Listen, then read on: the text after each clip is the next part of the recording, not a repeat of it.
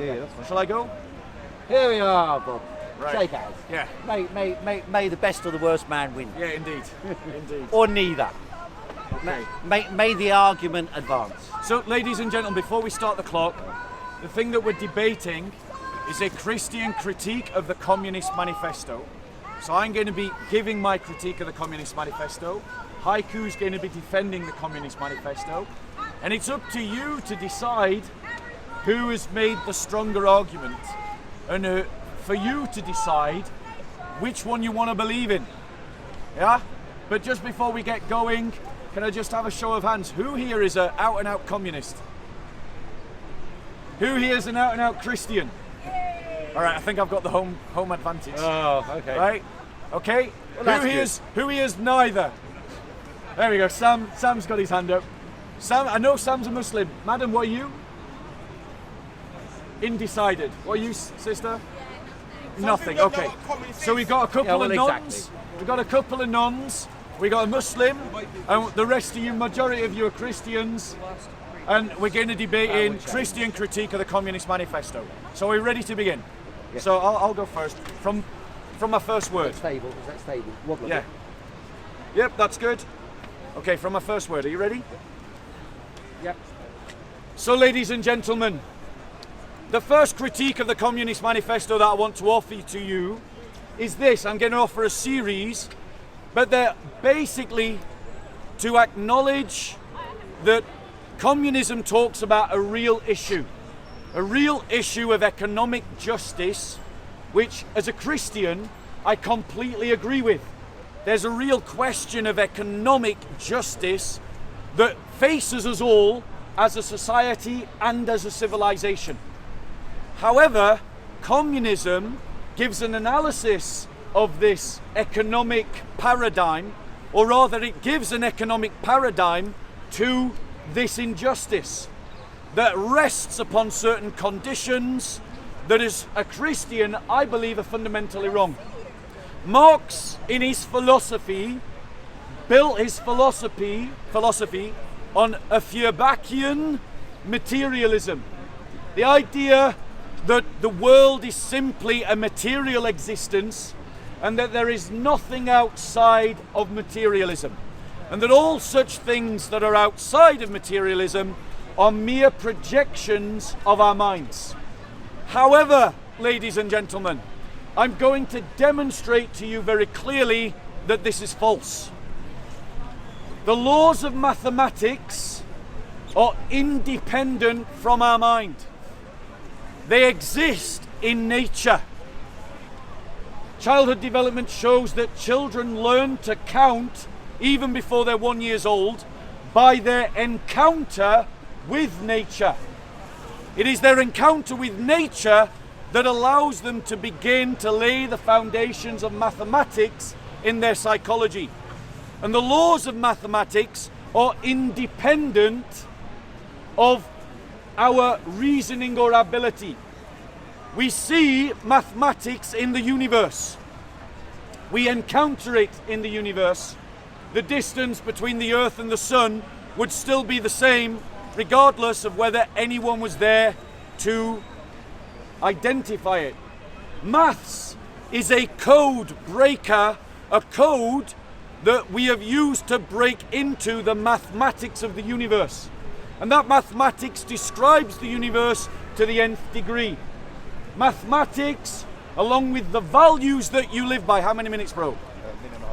Mathematics, along with things like values, like love, like emotions, are all things that govern our lives that are non-material in nature, but they are realities. The laws of logic being another one. We encounter these realities and we work with these realities to organize our society, to organize our lives. But Feuerbach says that these things don't exist, that they're merely things that you imagine. Things that you imagine are not regular, they are subjective, but maths is regular, and so it is not our imagination that makes it, as the universe is regular. And if Feuerbach was wrong about materialism, then Karl Marx was wrong about materialism, because Karl Marx applies Hegelian philosophy to Feuerbachian materialism. If Feuerbach was wrong about materialism, it follows that Marx was wrong in his assessment about his economic evaluation of how the world works and how we ended up in this mess that he describes in the Communist Manifesto. So that's my first critique. Thank you very much. Over to you. Sorry. Well, I must thank Bob for for constantly plaguing me to engage in debate, and two, for the sophisticated argument that he just made. The starting point, if you like, for the scientific reference, which Bob just made, was about mathematics. And I'd first of all like to address that question. Mathematics, although it appears to be, if you like, one of the fields in which man has been able to understand the natural world in a far more precise fashion, in actual fact, mathematics is not pure science. Mathematics is approximation to the world around you. I do not believe what you said is correct, that children automatically produce mathematical mind. Instead of these human beings have evolved an ability to approximate their analysis of the world by means of analysing things in relation to their fingers. The reason why we count in tens and in numbers of 10 is because we've got 10 fingers, or better said, 8 fingers and 2 thumbs. There is one tribe in the world, however, which counts in 20s, and that's because they don't have any shoes, and therefore their approximation is based upon their analysis of saying 1, 2, 3, 4, 5.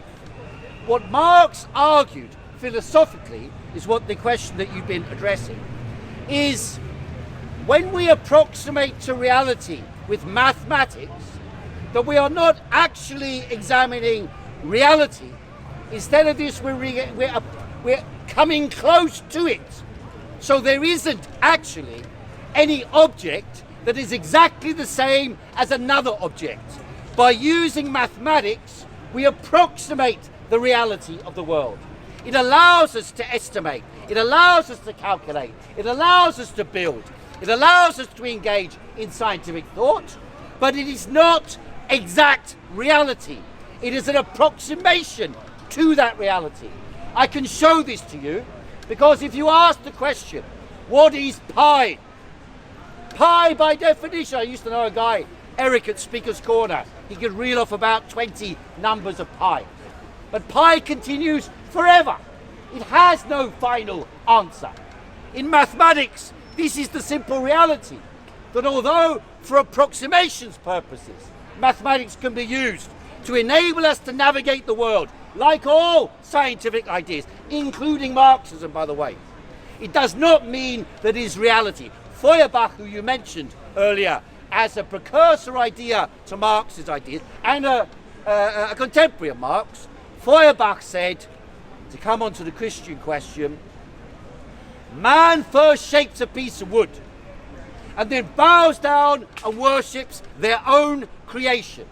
So man is the creator of God and creates God, according to Feuerbach, in the image of the spirit of the positive elements within the religion. This could be applicable, by the way, to the Muslim religion, to Christianity, and to most of the human religions around the world, which are the product of the congregation of man in attempting to understand their human emotions and the dynamics of the universe around them. That's enough for now. I always enjoyed debating Heiko.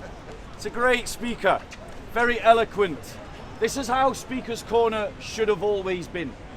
It's a shame it's been dragged down. This is the kind of debates that we should be having. But ladies and gentlemen, I want to just address some of, can you show me? Oh, yeah. No, yeah, thank you. Oh, sorry. Okay, yeah. So I just want to respond to some of what he said and then advance my argument. Firstly, ladies and gentlemen, Heiko doesn't appreciate the power of mathematics. The power of mathematics is such, ladies and gentlemen, that we can describe things to a point of decimalization that you cannot even conceive, to the millionth of places. And we can describe things exactly in such astrology using mathematical formulas that they predict things before we observe them, meaning that we are encountering maths in the universe. It's good that he referenced pi, because pi is a perfect example. Pi describes a non-existent reality, a perfect circle. We've never seen a perfect circle, and yet we discovered pi as something, as an abstract reality, an infinite reality, a non-material reality, that through the use of pi we are able, it appears all over astrophysics, in countless theories of astrophysics, essential to how your satellites work and why your mobile phone works, ladies and gentlemen. Meaning that mathematics is describing something otherworldly, not of this world. It points to something non-material. Ladies and gentlemen, man worships out of awe. Man worships because when he looks at the stars pour forth speech that man is the creation of a creator. It is the glory of the cosmos that draws man into worship. That is why man worships, because awe is programmed into our nature. Awe is something that the God who created us put there, so that when we see the sky full of the stars of the Milky Way and that wisp of the clouds of the heavens, our spirits and our minds are lifted above the want of food to think to something higher, that maybe there is a God, maybe there is a purpose for my life. That is why he fashions the wood to offer it to his maker. Ladies and gentlemen, I want to advance my criticism by stating this, that Marx does not understand human nature. Marx believes that you are all blank slates and that your society fashions your being. Now, to some degree, I agree with Marx, because my position is not entirely different. I agree with Marx that the sheet of paper that we are born with is largely blank. But upon that sheet of paper is written a single sentence: be selfish. Human beings are born with selfishness. It's in our blood, like awe is in our blood.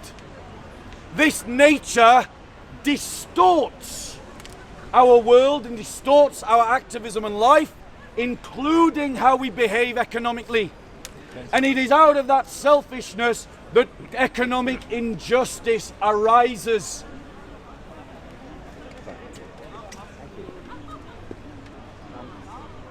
I will also address, we're kind of addressing each other's questions, so I'll do the same again. The ability to predict things is ingrained in the very nature of science. If you want to be able to understand whether you've worked something out accurately or approximated something relatively accurately, then you must be able to, on the basis of your observations, make a prediction about what might happen. Now, precisely because we are approximating rather than describing exactly what happens, there's always going to be a certain error within the discovery of science. And we've had a lot of that over the last few years.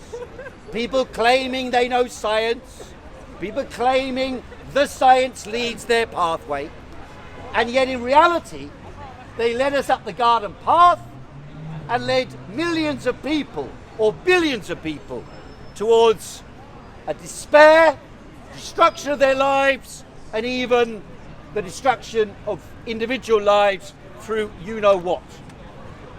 Now, in relation to mathematics and abstraction, abstraction is the nature of man. We look at something, and when we use a word, just as when we use fingers for mathematical understanding, when we use words, we're abstracting. Bob is an abstraction of what Bob is. Because Bob himself is not a fixed entity. He is coming into being and passing away just as I am. 80 years ago I wasn't alive, and in 80 years' time I will not be alive.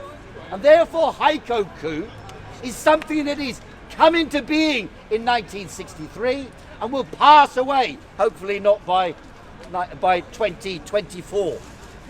But at a certain stage I will pass away. Therefore it's an abstraction about something in permanent motion. Anything that is in permanent motion and transformation from one form to another form, from inanimate to animate, animate to inanimate, by definition is in transformation and can only be viewed in motion as an abstraction. So then we come on to the question of human nature. I do not believe there is a fixed and frozen human nature. Human behavior changes according to conditions. However, there are certain elemental forms of human behavior related to the existence of the species. We are social animals, like our precursors, the apes. We are social animals. We live in social environments. We have language, created, by the way, as a tool, as a product of tool making itself. When human beings produced the first sticks and shaped the first stones in order to navigate the environment and escape from the conditions in Africa, move along the rivers, using stones that they had shaped with their hands, they were able to navigate and live in environments and climates that were impossible for the other apes to exist in. In that way we carved out the world today. The world today, I would argue, is created by the human action and labour with tools. We made the world around us and made the church and made the Bible and made religions and made bombs and made weapons and made food and made technology, made computers, made videos and so on. We produced the wealth around us. The problem is that mankind does not control what they do with their hands and their brains. Their hands and brains are instead not controlled by God, but controlled by those who own the tools which we work on to produce the wealth in the world. It's getting slippy. If I can see the clock, bro. Or just count it down. Oh, yeah. So, ladies and gentlemen, Heiko is as articulate and as entertaining as ever. We love him. We love him. But ladies and gentlemen, let me just point out something to you. Since the scientific method was the development of the Christian church, let me explain to you what it assumes but never proves. It has never been proven that there is an ordered universe that repeats under a system of laws. Christians assumed that because they believed in a creator who had an ordered mind, who organized the universe according to reason, and because of that basis began to investigate the natural world. They were called the first natural philosophers. And what did they discover? That indeed, ladies and gentlemen, nature repeats itself according to law. Law indicates a lawgiver. Law indicates a mind. We can describe these laws mathematically, and we do, to a precision that you cannot possibly conceive. To the power of 10 to the 10 to the 30. That is the preciseness of maths. You can't even think of that number, it is so great. But that is the precision of mathematics, and it is based upon a Christian assumption of an ordered and reasonable universe that acts according to law. Law described by language, mathematics. Feuerbach was wrong These are not projections. Haiku is wrong. These are not approximations. They are accurate to a degree.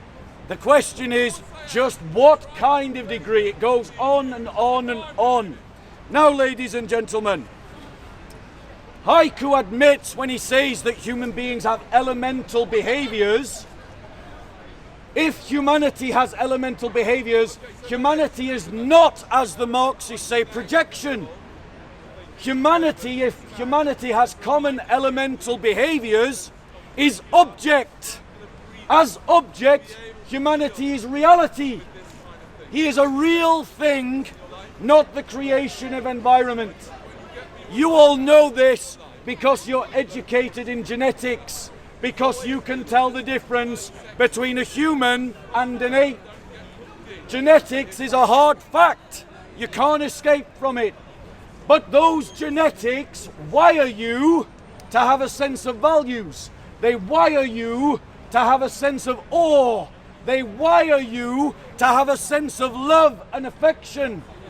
These are all non-material realities that govern all of your lives, all of the time. They wire you to think logically and rationally. Therefore, man is object, not abstraction. Furthermore, the reality of man is, and the reason he creates society is because of family, ladies and gentlemen, not because of economic needs. I'll tell you what I would argue is the root of civilization, the love of a mother for her children. At that point, everything else has been built. Women love their children because they are wired to. They find a mate who they believe will look after their children. I'm talking about prehistoric man. And the prehistoric man who could best look after his children was the one that could turn a stick into a stone axe, was the one that could build fire. That's the foundation of civilization. The love of a mother.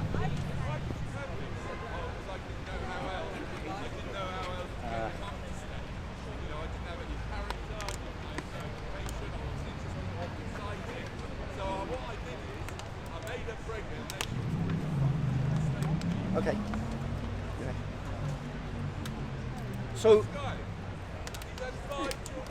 when Bob says the family unit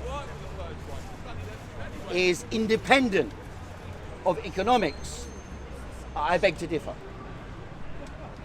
People who fall in love and get married, they often have, in fact the marriage contract itself is an economic contract. And even the term that we use in the West to denote family has changed in its meaning over thousands of years. In ancient Rome, when the word family originated, the time of Jesus Christ, or before, a little bit before, in the Latin, the word familia meant a man and his slaves. It did not include his wife. It did not include his children. It was an exclusive property relationship. You could pass on your slaves, and that would be the family. You could not pass on your wife or your children. They were not part of the family. Family has also changed over history. 150 years ago, an extended family with the grandparents, the children, and the grandchildren live together.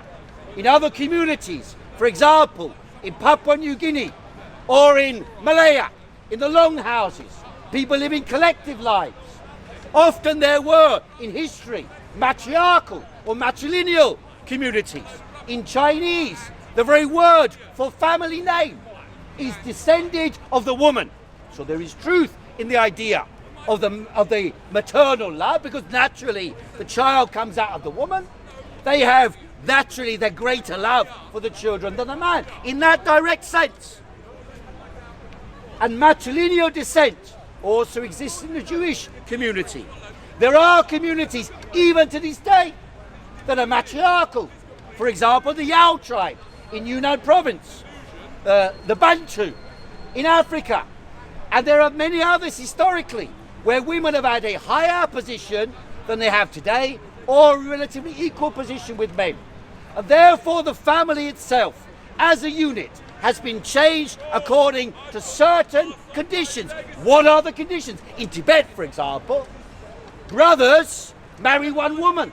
In Tibet, they will marry a woman in common. That is because of an economic function. At that time, at the origin of Tibetan civilization, there was a shortage of women. So they would go and grab a woman and share the woman between two brothers. Human family relations, much as they are hallowed and venerated in human society, are dependent upon economic conditions. And by the way, in the Manifesto of the Communist Party, written by Karl Marx and Friedrich Engels, it explicitly deals with this. He said, you accuse us of trying to destroy the family, whereas in actual fact, the working classes, this was in Victorian England, the working classes do not have a family that you are describing. The family you describe is the bourgeois family, the middle and upper class family, where you can open, if in modern day times it would be, you can open a fridge and there's always something in there. You can turn on a heater and it will always be warm. You live in relative comfort. And then there was a fetish amongst the ruling classes to share their wives and to go to prostitutes as the norm. And so that was the bourgeois family.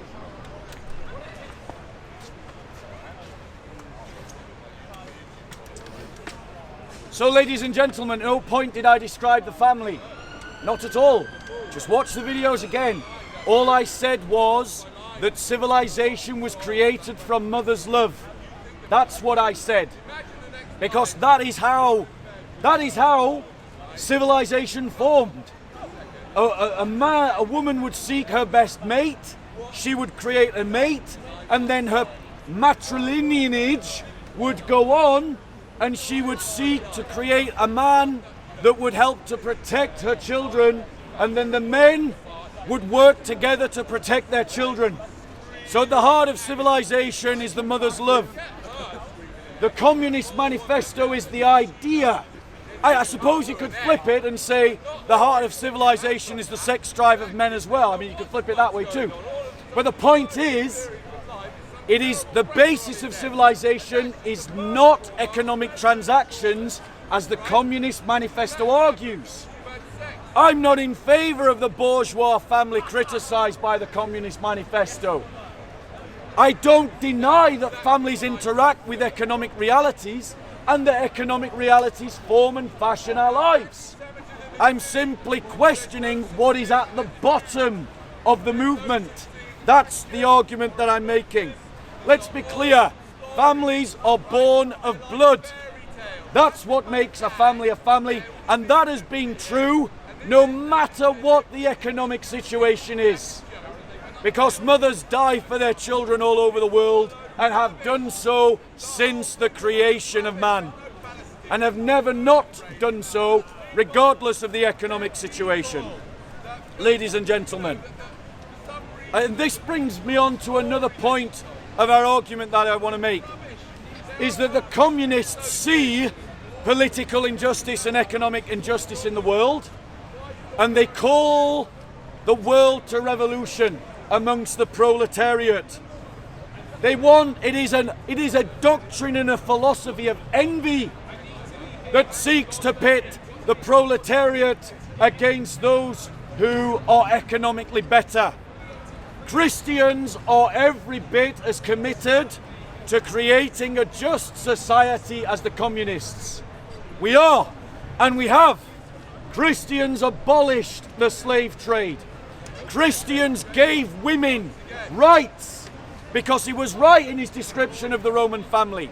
Women were nothing in pagan Rome, but they became people in Christian Rome.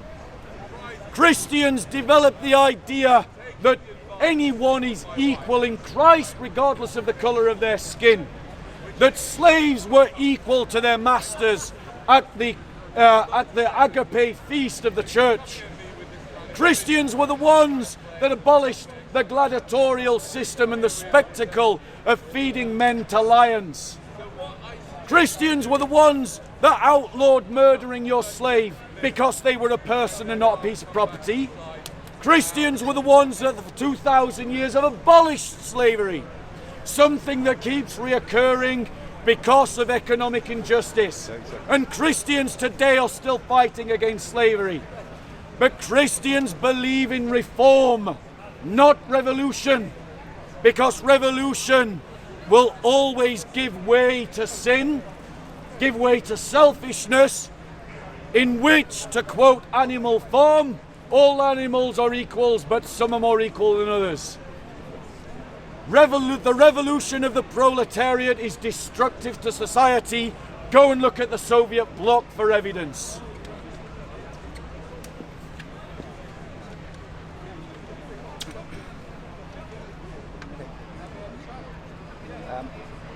A little earlier, Bob was talking about the science of nature being God-driven, and we understand that God-driven nature because we understand God, or we come to understand God, or attempt to understand God. Well, in reality, when Galileo confirmed the ideas of Copernicus that he proposed in the 14th century, when Galileo explained this, he was attacked by the church, not because of Bob, but attacked by the church because they said they had worked out the nature of the evidence in the universe. The universe was created by God, the earth was the center of the universe, and everything revolved around it. And for centuries, people had attempted to understand the world based on this approximation to reality. Where did this approximation come from? From the very thing we see in front of us now. The sun setting. Of course, the sun is not setting. The earth is moving. And yet, for thousands of years, or perhaps millions of years, human beings and our ancestors conceptualized the world and an attempt to approximate reality by saying that the sun is moving around the earth. It was natural for us to think this. Scientific method is about discovering things that perhaps appear to be natural and normal, not being so. Things that appear to be stable, not being so.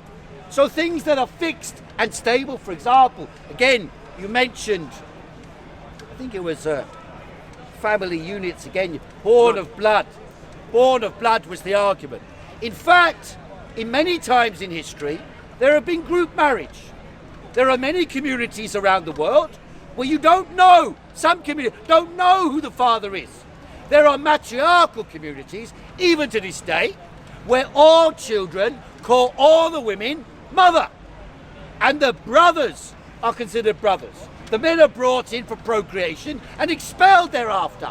We don't know then. Sometimes there are cases in some parts of the world where people have multiple partners and get pregnant and they don't know who the father is. And therefore, human sexual and social relations are not simply governed by a God-driven imperative. Human beings have been forged in their environment, in the interaction with their environmental circumstances. The modern world today uses a lot of words that are supposedly precise words for reality. And yet you see today, for example in Israel, one person's terrorist is another one's murderer. One person's terrorist is another one's freedom fighter. And therefore what you get is, depending upon which interests are being discussed, we get a different interpretation of reality. America says the Israelis are fighting for their defense of their freedom. The Palestinians say they are fighting for freedom against the occupation of their lands. The interpretation of language depends upon the conditions, the circumstances, the interests at play.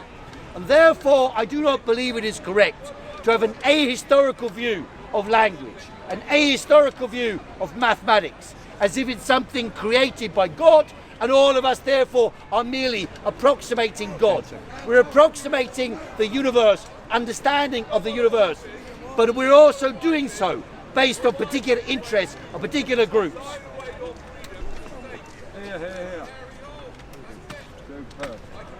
So, ladies and gentlemen, let's be clear, because Heiko has misheard me again. I have not said that human nature is driven by God. I said that human nature is driven by sin. That's what I said.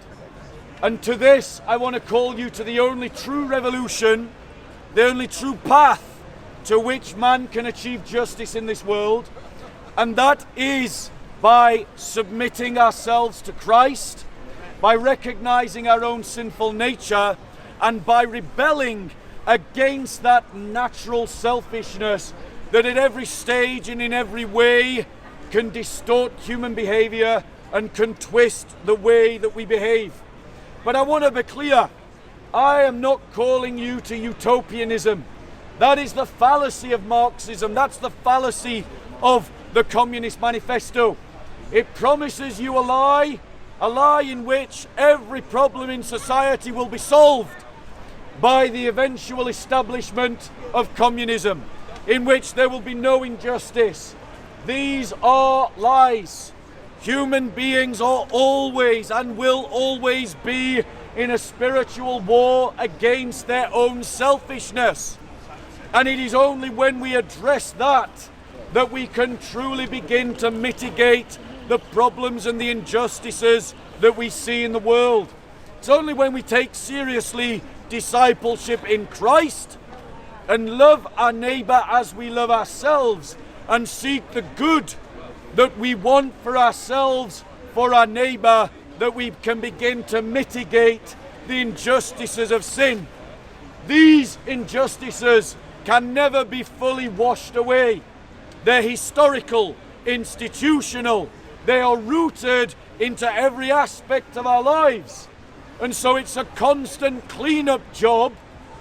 And that, ladies and gentlemen, is why the church calls us to constant siempre reformanda, as opposed to revolution.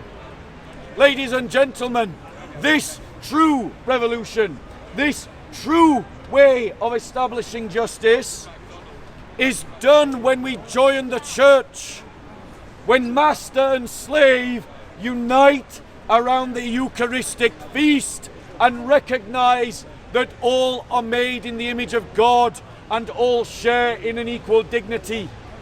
When we live out that reality, we seek to make it a reality in the world around us. Ladies and gentlemen, the communists call you to join the proletariat, but that proletariat is disappearing. Why? Because the economic conditions that gave rise to the proletariat are also disappearing. We are now in a post-industrial society in which, through constant reform, the lives of all have been lifted out of poverty. Is it a perfect system? No. Is it something that can't be criticised? No. Is there still work to be done? Yes. But ladies and gentlemen, communism has failed. The reason for communism are disappearing, but the church is still here. The church founded by Jesus Christ calls to make men and women saints unto God, and in their holiness transform the world around them, and the church has been succeeding in doing this for 2,000 years and will continue to succeed when the Communist Manifesto is long forgotten.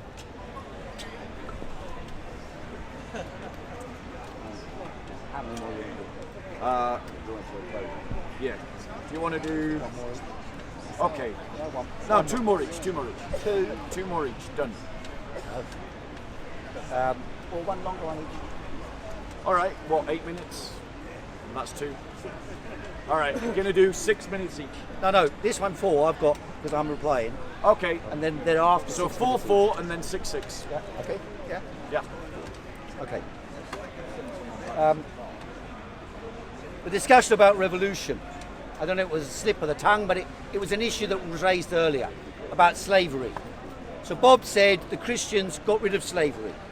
But don't forget there was slavery in the United States of America under many Christian rulers. The presidents of the United States had slaves. There is more slavery in numerical terms today than there was even at the time of the United States slavery. And therefore the idea, I don't know if it was a slip of the tongue, that master and slave must come together, I think is wrong. I think the slave has the right to take action to abolish slavery. And those who agree with the abolition of slavery have the right to join hands with them to abolish slavery. And if that means challenging and overthrowing the physical power of the slave owners, then so be it. And that can be used as an analogy for the human condition around the world, where you describe a world that I do not see. I do not see the alleviation of poverty around the world. On the contrary, particularly since 2020, poverty in the world has been skyrocketing. And in the last 30 years, 80% of poverty alleviation on the planet took place in the People's Republic of China, not elsewhere. The majority of the world suffered a decline in living standards. Even Britain, France, Germany, the United States of America, Switzerland, Sweden, the wealthiest countries in the world have been suffering a decline in living standards for the overwhelming majority of the population for the last 10 years or since 2008. So this is a myth that capitalism is raising the living standards of the people. The idea that the proletariat, the working classes who live by selling their labour power, their ability to work for a period of time every week for a wage, the idea that they are declining in number, I think is totally inaccurate. They are increasing in number. In Africa, in Asia, in China, in India, the number of working class people selling their ability to work on the marketplace, looking for someone who will employ them, working on something that is not theirs. What they make is not theirs. What they do is not theirs. Their creativity, their energy, their effort, their love, that doesn't go towards producing what they want. It goes towards producing what the capitalists, the owners of the means to produce wealth, the owners of the land, the owners of industry, the owners of the machinery, the owners of the banks, the owners of the insurance companies, and by the way, those who dominate the politics of the entire planet. They control what happens with the resources of the earth, the physical resources, and the human ability to make things. And rather than being controlled by those ruling classes, by BlackRock, by Vanguard, by Barclays, by the big multinationals, by the arms industry, by the pharmaceutical industry, and partly by the church who invest in them, rather than that, human beings, in my opinion, and I believe that is the great endearing message of the Communist Manifesto, just as there are endearing messages in the Bible, the endearing message that will maintain the permanence of the influence of the Manifesto is that it is a cry to the working people of the world to take control of what they do with their labour and organise the world for the benefit of the overwhelming majority of humanity.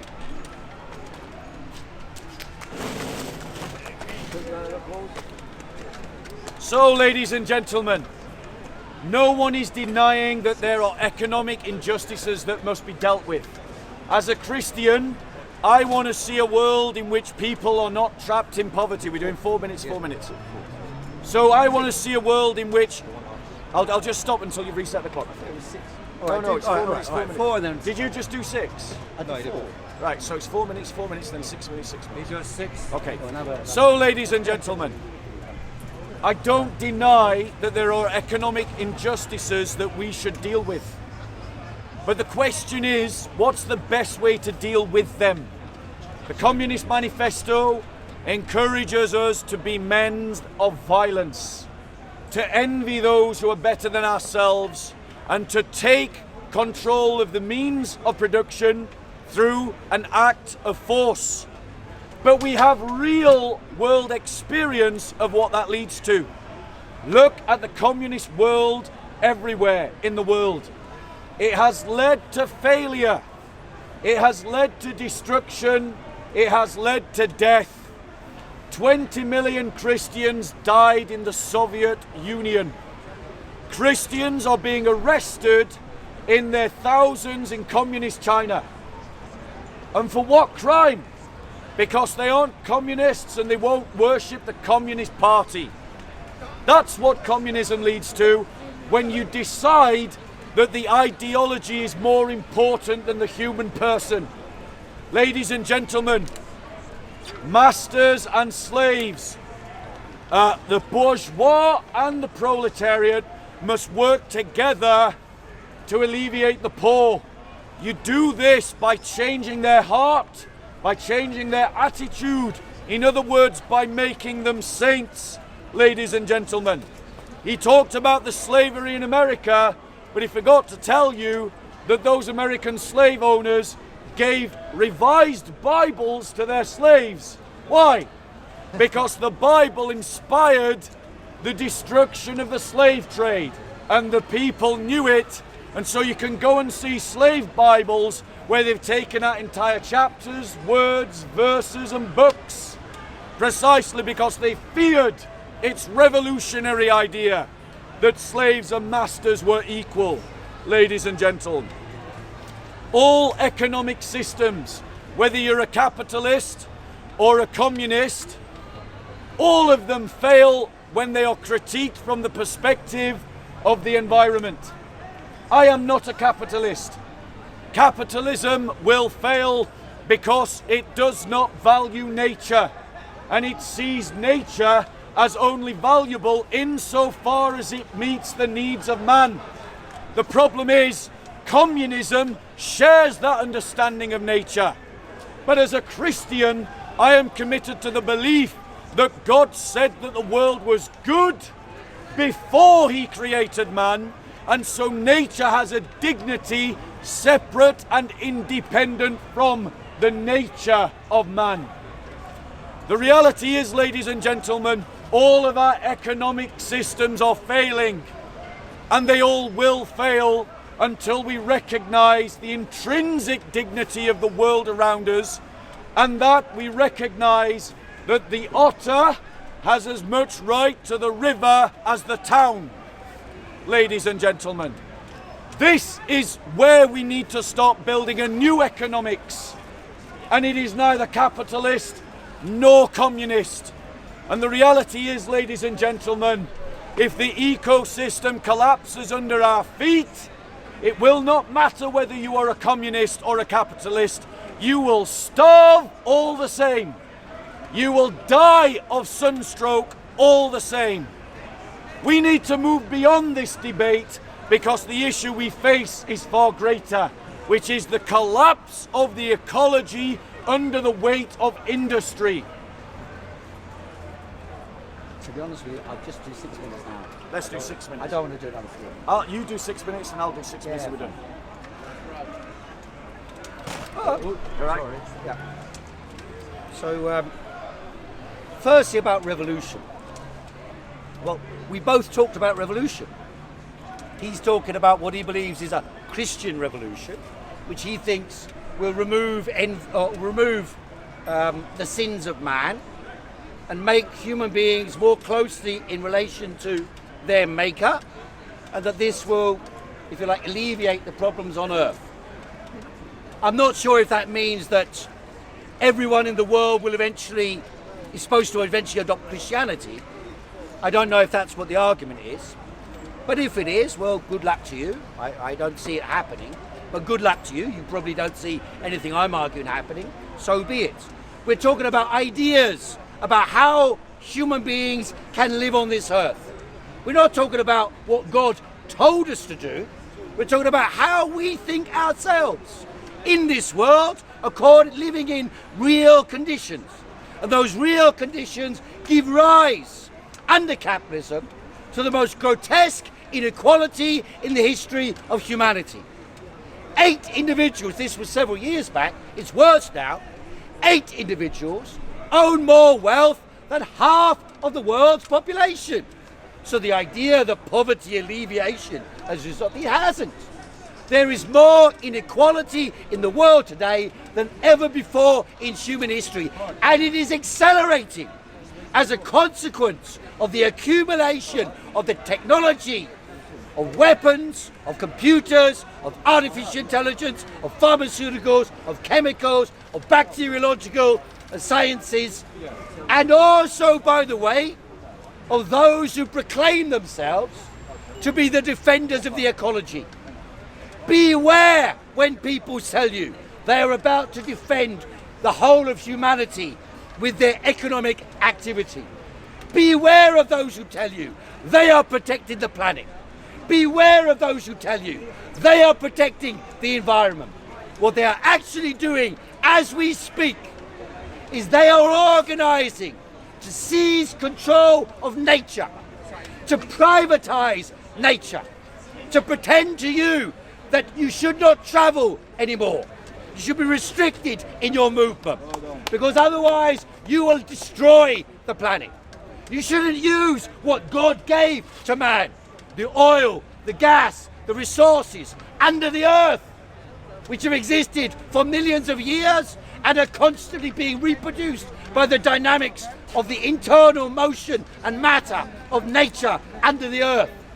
These are the resources given to us by the universe that we can use for the benefit of humanity.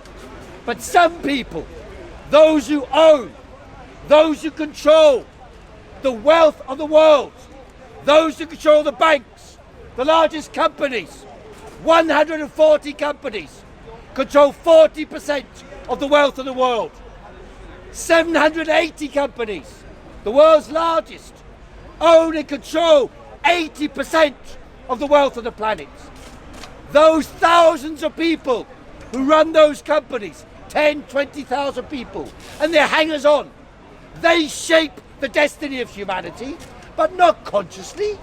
They don't shape it according to some grand design, some great plan. They've got several plans, many plans, all of which are to the detriment of humanity. The primary objective they have is the accumulation of capital, the destruction of the opponent, the creation of companies that dominate the entire world, and billionaires who exercise control over this world.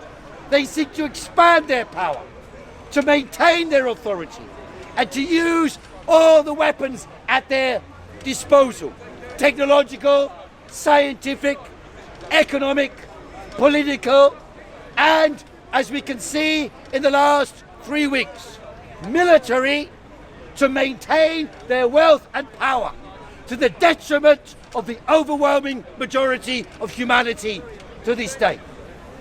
And that applies, by the way, not only to Christians or to communists or to atheists or to agnostics, but to any religion, to people of any religion, of any belief, Christian or not, believer in God or not. All of us suffer as a consequence of us not having control over what is done with our labour, what we do with our creativity, with our love, with our energy. We do not control what we do, what we make, as Isaiah in the Bible says, what they made with their fingers. We do not control what we made with our fingers. And by the way, the reason why Bob is here, why the Islamic preachers are here, why the Christian preachers are here, is because the Christian church and the Islamic faith, they are governed by people who do not serve the interests of their own people. The reason Bob's here is because he believes the church is not serving the people who are Christians. And therefore I believe that the answer that working people of the world should take over the running of society corresponds with the interests of Christians and people of other faiths, as well as people of no faith. Thank you very much.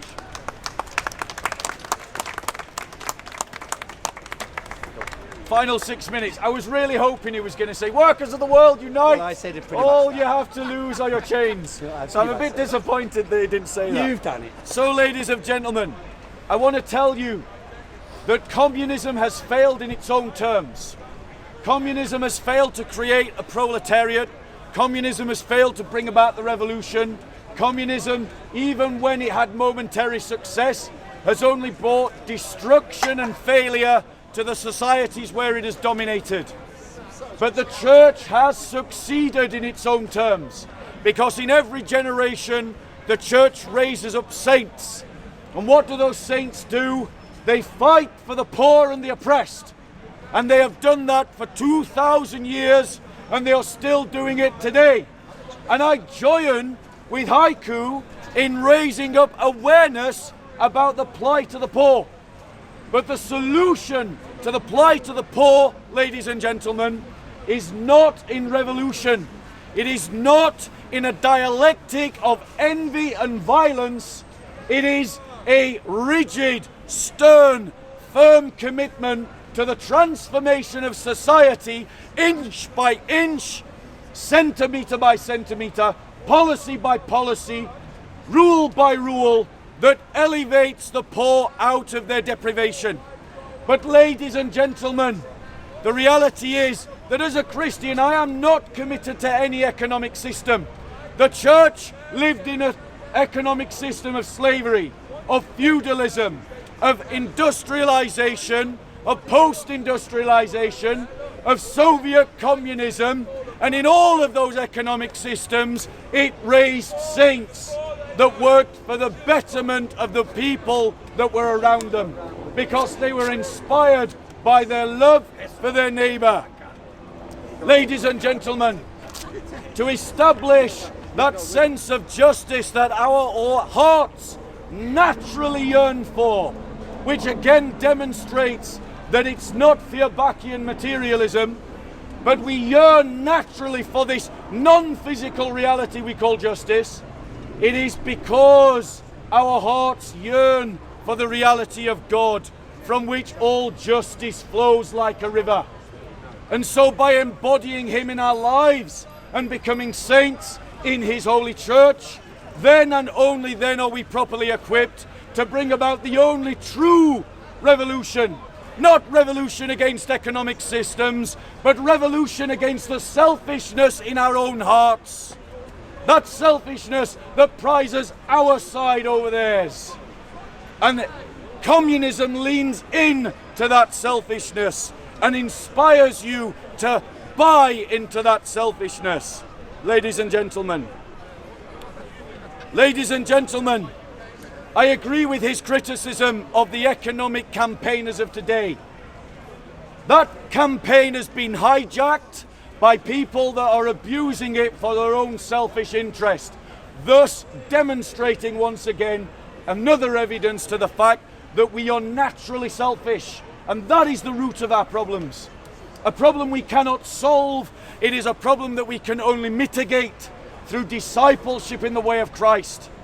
Ladies and gentlemen, to be a saint is to be a true revolutionary, but he's not a revolutionary of violence. It is a revolutionary of love, transformative love of yourselves, of your families, of your communities, of your society, and of the economic system itself. Ladies and gentlemen, it is an act of will to lift the poor out of their poverty. It is an act of will that the communists want to achieve through violence. But if you are willing to kill your neighbour, you've already lost. And the communists have already lost. The paradigm of our economics has already shifted beyond the debate of the communist state versus the capitalist economic system. What looms on the horizon is ecological collapse, and that is what we must now find an economy for. And we should not allow self-interested parties to capture that debate for their own selfish interest, and I would stand with Heiko against them. Ladies and gentlemen, the Liberals say that we should be free to have private property to be used towards private ends. The Communists tell you that we should have public property that is organised towards public ends. I want to tell you as a Christian that we should have private property and that we should be inspired to use that private property for the common good. And what is the common good? The common good is that good that when it is divided, it is not diminished. And we should use our private property to create social and economic justice. That we should create a society that is not dominated by self-interest, where we favour not-for-profit businesses over profit-making businesses. The real choice that is laid before you is between discipleship in Christ or discipleship in Marx. And I leave it to you in good conscience to decide which will work and which will be better. Thank you very much.